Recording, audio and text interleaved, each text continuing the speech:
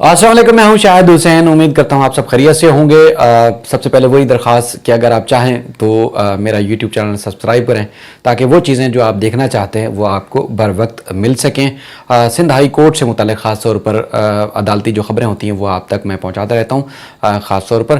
तो आप चाहें तो आप चैनल ज़रूर सब्सक्राइब कीजिए। आज की जो ख़बरें हैं ख़ास तौर पर मैं उस तरफ बढ़ता हूँ। एक तो ये है कि मुतनाज़ा सहाफ़ी मोहसिन बेग ने सिंध हाई कोर्ट से रजू किया है। उनके लिए एक नई मुश्किल खड़ी हुई है।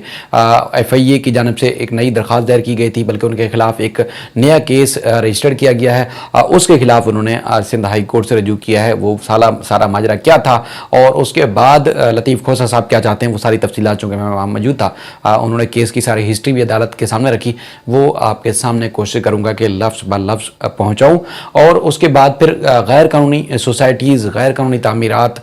से मुताल्लिक़ भी इस वीडियो में आपके सामने तफसीलात रखनी है। और इसके अलावा एक और कातिल जो है सहाफ़ी अतहर मतीन साहब के,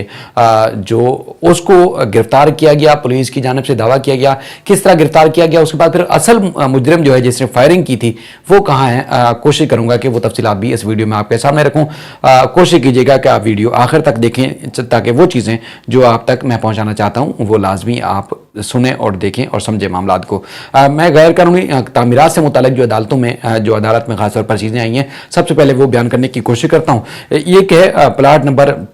467 ए और 467 प्लाट नंबर गिजरी के इलाके में, यानी कि जो क्लिफ्टन का सदर टाउन है उसके इलाके में ये प्लाट पड़ता है। इसके ऊपर ग्राउंड +2 की परमिशन थी और 5 मंजिला इमारत बना दी गई। उस पर सिंध हाई कोर्ट ने हुक्म इम्तना जारी किया है। दरख्वास्त गुजार जो है इसमें बताया गया कि उनका इंतकाल हो चुका है, लेकिन अदालत ने चूँकि इससे पहले भी मुतल्लिका जो हुकाम है उनको हुक्म दिया था, उसके बावजूद इमारत नहीं गिराई गई। जो इंस्पेक्टर थे SBCA की अदालत ने उनकी सर्जरी की कमरा अदालत में, और उसके बाद फिर अब हुक्म इम्तना जारी किया। अब इस इमारत के अंदर जो मौजूद हैं इनका हाल भी वही जो मक्का टेरेस था उस वाला होने वाला है। उसमें अदालत ने एक तो गैस, बिजली, पानी और के जो यूटिलिटीज़ के जो कनेक्शन है वो मुनक़ता करने का हुक्म दिया है अगर दिए गए हैं, और इसके अलावा सब रजिस्ट्रार को हुक्म दिया है कि इसकी सब लीज ना दी जाए, और जब तक बिल्डिंग का कंप्लीशन सर्टिफिकेट जारी नहीं किया जा सकता इस इमारत की जो है आगे सब लीज ना दी जाए। उसमें जो समाअत के दौरान जस्टिस हसन रिजवी साहब हैं, उन्होंने ख़ासतौर पर SBCA हुकाम पर जो है बरहमी का इजहार किया और कहा कि जो तामीरात है वो गैर कानूनी आप लोग तोड़ते क्यों नहीं है, यानी कि क्या ऐसी मुश्किल है, क्या ऐसा खतरा है कि आप लोग कार्रवाई क्यों नहीं करते, ना खुद कार्रवाई करते हैं और जब अदालत भी हुक्मनामा जारी करती है तो तब भी आप लोग कार्रवाई नहीं करते, आखिर वजह क्या है। उन्होंने फिर जो SBCA की रिपोर्ट थी वो खुद पढ़ते हुए जस्टिस हसन रिजवी साहब ने कहा कि ग्राउंड +2 की इजाज़त थी और अब 5 मंजिला जो इमारत बना दी गई है और उसके बाद फिर छत के ऊपर पेंट हाउस भी बनाया गया है। तो उसके बाद फिर अगर ये आप लोग गिरा भी देते हैं तो दोबारा ये बन जाएगा, तो आखिर आप लोग कार्रवाई करते क्यों नहीं है, मसला क्या है बुनियादी तौर पर। तो उन्होंने कहा कि जो इंस्पेक्टर थे SBCA के, जो इसमें जिनकी जिम्मेदारी थी, उन्होंने कहा कि मेरा जो है सदर टाउन में अभी तबादला हुआ है। तो जज साहब ने पूछा कि इससे पहले आप कहाँ थे, तो कहते हैं कि जी मैं डिस्ट्रिक्ट सेंट्रल में तैनात था। तो उस पर जज साहब ने फिर पॉइंट आउट किया, कहा कि नाजमाबाद में, लालू खेत में कई इमारतें हैं जो गैर कानूनी तामीरात है, क्या वहाँ पर जो है वो उसके खिलाफ बनी हुई हैं, क्या वहाँ पर कोई कार्रवाई की, इससे पहले किसी को नोटिस दिया या किसी इमारत को मस्मार किया आपने, कोई स्पेशलिटी तो होगी ना उसमें। लेकिन वो अदालत के सवालों के जवाब देने के बावजूद खामोश रहे और अदालत ने उनकी सजनिश की। बहरहाल अब उन्होंने कहा कि जो गैर कानूनी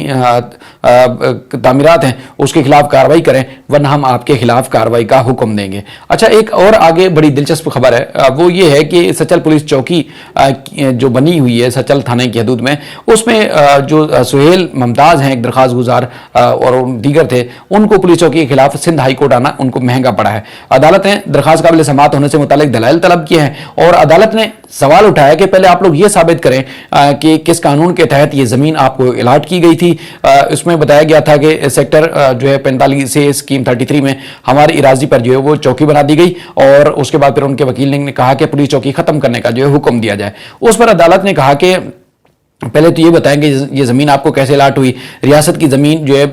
बगैर नीलामी के जो है वो आपको कैसे मिल गई, और रियासत की ज़मीन पर पुलिस चौकी बन गई तो उसमें क्या हर्ज है। दरख्वास्त गुजार के फिर वकील ने कहा कि नहीं, 1992 में उनको जो है 100 रुपये फी स्क्वायर यार्ड जो है उन्होंने ज़मीन खरीदी थी, और उस पर भी अदालत ने बड़ी हैरानगी का इजहार किया कि 100 रुपये फी स्क्वायर यार्ड, यानी कि ऐसे कैसे आपको ज़मीन मिल गई?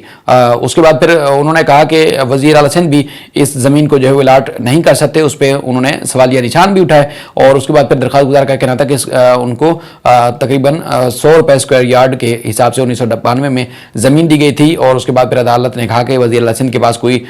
ना ऐसा कोई इख्तियार है और ना ही ऐसा इख्तियार हो सकता है। अगर पहले आप ये बताएं कि ये जो ज़मीन है क्या ये दरख्वास्त गुजारों की मलकियत है या नहीं है, पहले मलकियत साबित करें, उसके बाद फिर हम जो है कार्रवाई का हुक्म देंगे। सिंधी मुस्लिम सोसाइटी से मुतसल एक गैर कानूनी तामीरात का जो मामला था उस पर भी आज एक बड़ी अहम पेशरफ्त हुई। उसमें लियाकताबाद का इलाका है, उस पर अमल दरामद न करने पर अदालत ने DGSPCA को ज़ाती हैसियत से तलब किया और कहा कि DGSPCA 3 मार्च तक ज़ाती हैसियत से पेश हों और वजाहत पेश करें कि अदालती हुक्म पर अमल दरामद जो है वो क्यों नहीं हुआ।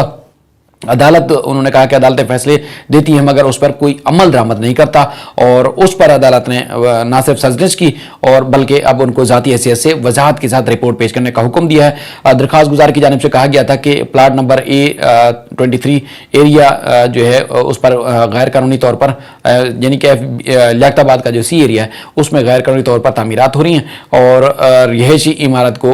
जो है वह कमर्शल तामीरात खिलाफ कानून है, लिहाजा कार्रवाई का हुक्म दिया जाए। अच्छा, फिर मैं जो पहले आपको बता चुका हूं अल बदर सोसाइटी के हवाले से, अल बदर सोसाइटी है शाह फैसल कॉलोनी के इलाके में, उसमें अदालत ने गैर कानूनी जो पोर्शंस हैं उनको मसमार करने का हुक्म दिया है। दरख्वास्त गुजार के जो वकील है उस्मान फारूक साहब, उन्होंने अदालत में कहा कि जो प्लाट नंबर 2 पर जो गैर कानूनी तौर पर ग्राउंड प्लस जो है वो 4 तामीर किया गया है और उसके बाद फिर अदालत को बताया गया कि दरख्वास्त गुज़र समेत और इनके अहल खाना जो ज़िली इंतज़ामिया को उन्होंने दरख्वास्तें दी और अदालत उसके बाद फिर कोई कार्रवाई नहीं हुई, ना ही किसी किस्म की कोई सुनवाई हुई और गैर कानूनी तामीरात के खिलाफ कोई भी इदारा जो है वो कार्रवाई करने को तैयार नहीं है, जिस पर अदालत ने गैर कानूनी पोर्शन जो है वो मसमार करने के बाद 30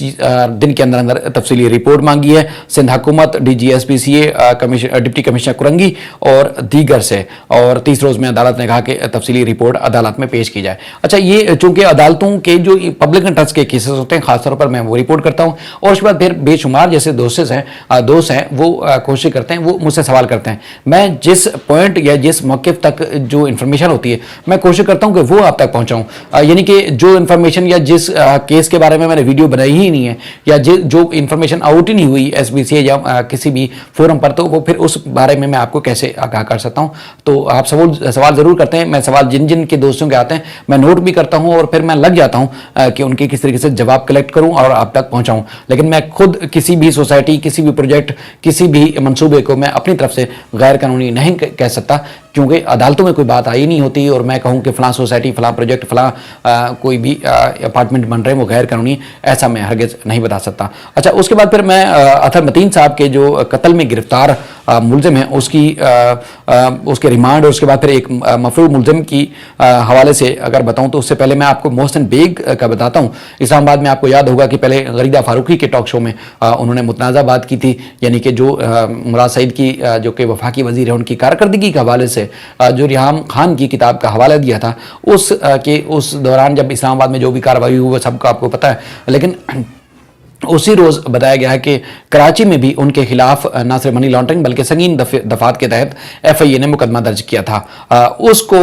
उनको जब पता चला तो आज खासतौर पर जस्टिस मोहम्मद इकबाल कल्हड़ो साहब की अदालत में लतीफ़ खोसा जो कि साबिक़ गवर्नर पंजाब हैं, पीपल्स पार्टी के सीनियर रहनुमा हैं, उनके तवस्सुस से उन्होंने सिंध हाई कोर्ट में दरख्वास्त दायर की। अच्छा, चूंकि सुबह से मौजूद थे, मैं फिर दूसरे केसेस को जैसे फॉलो करने के लिए आता हूँ, ये शेड्यूल में नहीं था हमारे, लेकिन मैं वहाँ जहाँ मौजूद था तो जब केस की समाअत हुई तो उसके बाद फिर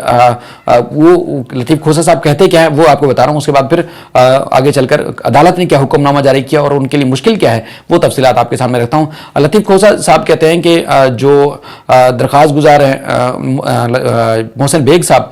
उनको जो एक महज एक TV के स्टेटमेंट के ऊपर, यानी कि जब कारकर्दगी के ऊपर मुराद सईद साहब की कारकर्दगी के ऊपर सवाल उठाया गया तो उसके बाद फिर उन्होंने जो है वो महज इतना ही कहा कि वो रिहाम खान की किताब में उनकी कारकर्दगी से मुताल्लिक दर्ज है, बाकी उनका कोई ज़ाती ذاتی پوائنٹ آف ویو نہیں ہے، لیکن ان کے اوپر وزیر اعظم نے اور اس کے بعد پھر مختلف جو وزراء نے نہ صرف بیانات دیے بلکہ ایف آئی اے نے کارروائی شروع کی، اور اس کے بعد پھر ان کی جو کارروائی تھی ایف آئی اے کو، اس کو اسلام آباد کے سیشن عدالت میں جج صاحب نے غیر قانونی قرار دیا، ان کے خلاف بھی ریفرنس دائر کرنے کی دھمکی دی گئی ہے۔ اس طرح جو ہے پی کا قانون جو ہے وہ بنایا گیا ہے، جس کو اسلام آباد ہائی کورٹ نے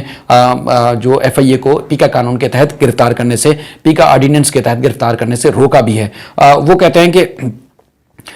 یہ محسن بیگ کے خلاف F I A cyber crime circle میں منی لانڈرنگ اور مزید دفعات کے تحت مقدمہ درج کیا گیا ہے، اور ان کے خلاف جو ہے محض ایک بیان کے اوپر کارروائی کی گئی۔ وفاقی حکومت کی ہدایت کے اوپر جو ہے وہ محسن بیگ کے گھر پہ چھاپا مارا گیا، جس جج نے چھاپے کو غیر قانونی قرار دیا اس کے خلاف بھی ریفرنس دائر کرنے کی دھمکی دی گئی۔ اسلام آباد جو ہائی کورٹ کے چیف جسٹس ہیں، انہوں نے پی کا آرڈیننس کے تحت ایف آئی اے کو کسی بھی صحافی کو گرفتار کرنے سے روکا ہے، اور مجھے معلوم نہیں کہ اسلام آباد ہائی کورٹ کا جو فیصلہ ہے اس کا کیا اطلاق سندھ میں ہوتا ہے یا نہیں ہوتا، اور لیکن محسن بیگ ایک صحافی ہیں اور انہوں نے صحافتی ذمہ داری ادا کرتے ہوئے خبر دی، لیکن اس کے بعد پھر ان کو جو ہے وہ نشانہ بنایا جا رہا ہے۔ اس پر عدالت نے کہا کہ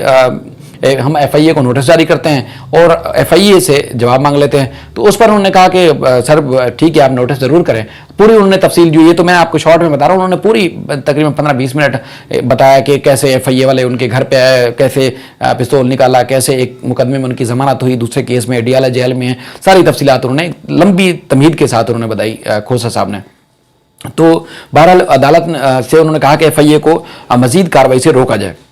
جس پر جیسے اقبال کھڑو صاحب نے پوچھا کہ کیا محسن بیگ صاحب اس وقت کہاں ہیں، تو انہوں نے کہا کہ وہ تو اڈیالہ جیل میں ہیں۔ تو انہوں نے کہا جیل جانے سے کے بعد اور کیا مشکل کارروائی ہو سکتی ہے، یعنی کہ اور کیا سنگین یا بڑی کارروائی ہو سکتی ہے، یعنی کہ آخری جو حد ہے وہ تو جیل ہی بھیجنا ہے، تو جیل میں تو ویسے ہیں، تو پھر ہم مطلب اور کیا روکیں۔ تو بہرحال ہم کیس کو جو ہے وہ جمعے تک جو ہے نوٹس جاری کر دیتے ہیں ایف آئی اے اور دیگر کو، اور اس کے بعد پھر ہم اگلی سماعت پہ ہی کیس کو سن کر فیصلہ کریں گے۔ اور چونکہ اسسٹنٹ اٹارنی جنرل جو ہے عرفان عزیز صاحب وہ موجود تھے، عدالت نے ان کو نوٹس فوری طور پر ویو کر دیا، درخواست کی کاپی بھی فراہم کرنے کا حکم دیا، اور کہا کہ ایف آئی اے کے پاس جو بھی ثبوت ہیں وہ عدالت میں پیش کیے جائے، اور 4 مارچ کو اس کیس کی باقاعدہ طور پر سماعت ہوگی۔ اس میں کوئی واضح اور کچھ اور ملزمان ہیں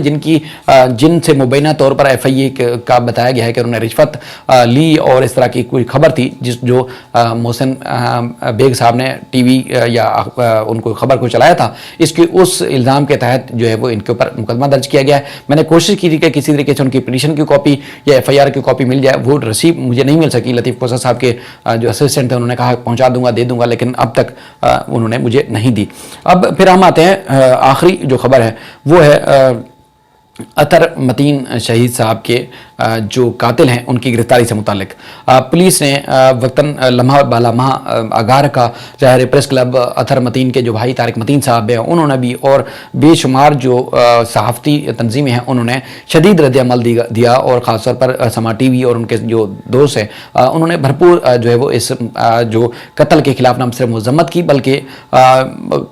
بھرپور طریقے سے ایک مہم بھی چلائی۔ تو بہرحال پولیس نے بڑی سائنسی بنیادوں پر، یعنی کہ جدید ٹیکنالوجی کا استعمال کرنے کے بعد بڑی اور اہم پیش رفت استعمال کی بلکہ پولیس نے کافی ایفیشنسی دکھائی کہ وہ قاتل کہاں سے گئے، موٹر سائیکل کہاں تھی، روٹ کیا تھا، سرکل کیا تھا، کون کون چین میں تھا، اس کو سب کو جو ہے وہ انہوں نے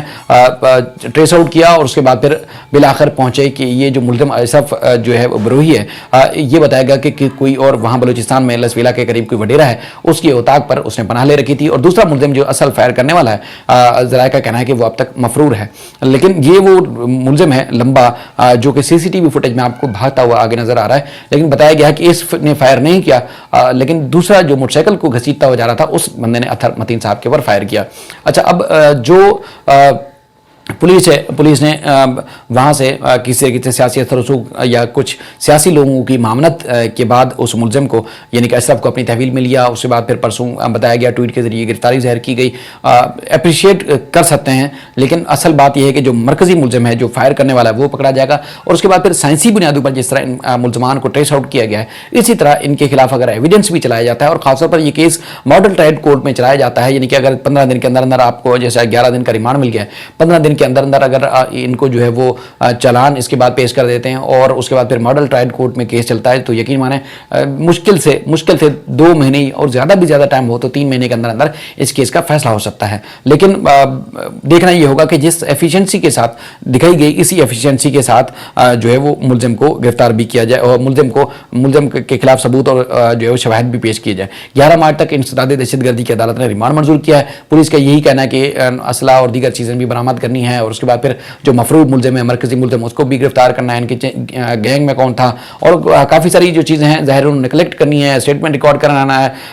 بہت ساری چیزیں دیکھنی ہیں تو اس کا جو ہے وہ ہمیں ٹائم دیا جائے. بہرحال عدالت نے ان کی جو ہے وہ اس کا ملزم کا جسمانی ریمانڈ منظور کیا ہے اور آئندہ سماعت پر تفتیشی پیش رفت رپورٹ طلب کی ہے. لیکن سوال یہ پیدا ہوتا ہے کہ جس طرح یہ کسی سیاسی طور پر کسی وڈیرے یا کسی جاگیردار کے ہاں اس ایسا ملزم نے پناہ لے رکھی تھی, ذرائع کہتے ہیں کہ جو دوسرا مرکزی ملزم ہے اس نے بھی پناہ لے رکھی ہے. یعنی کہ وہ آتے تھے, جس طرح یہ اشرف ہے کراچی کے مختلف علاقوں میں اس کے خلاف بھی مقدمات درج ہیں اور جو دوسرا ملزم ہے اس کے خلاف بھی یہاں کراچی میں بتایا گیا ہے کہ مقدمات درج ہیں, کیونکہ ابھی لیک آؤٹ نہیں کیا جا سکتا کیونکہ معاملہ انتہائی حساس ہے اور پھر اگر کوئی بات کرتے بھی ہیں تو پولیس کے کام میں مداخلت کی بھی کوشش ہو سکتی ہے. یہ ہمارے لیے اتنا ہی اہم کیس ہے جتنا دوسرے شہروں کے لیے